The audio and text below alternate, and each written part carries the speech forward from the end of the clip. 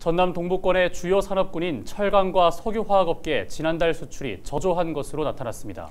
가까스로 무역 수지는 겨우 흑자로 돌아섰지만 제품 수출은 크게 줄었는데요. 철강과 석유화학 산업의 경기 전망은 어떨지 송하영 기자가 취재했습니다. 국내 대표 철강 제품 생산지인 광양을 중심으로 전남에서는 해마다 2천만 톤 이상 수출이 이어지고 있습니다.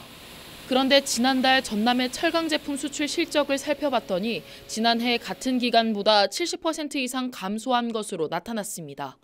수출 실적이 떨어진 건 전남의 석유화학 제품도 마찬가지. 지난해 2월과 비교해 지난달 전남 석유화학 제품의 수출 실적은 10% 가까이 떨어졌습니다. 철강과 석유화학 업계 관계자는 저조한 실적 원인으로 가장 큰 수출 창구인 중국의 시장 상황을 꼽았습니다. 코로나19 봉쇄 정책을 추진했던 중국의 경제활동 재개 속도가 더디기 때문입니다. 또 중국이 석유화학 산업의 자금률을 높이기 위해 수입량을 줄이는 것도 요인 가운데 하나라는 겁니다. 여기에 중국 내부 부동산 경기 침체는 철강 제품 수출에도 타격을 입히고 있다고 설명했습니다. 저희도 마찬가지로 석유화학 쪽도 이제 수출 감소 부분이 어느 정도 좀 상당 부분이 좀 없지 않아 있는 것 같고, 저희 쪽에 중국 수출 비율이 약 40% 정도 되는데 리오프닝이 아직 안 됐잖아요. 사정이 이렇다 보니 철강 산업과 석유화학 산업의 불황 추세가 상반기까지 지속될 것이라는 분석이 나오고 있습니다.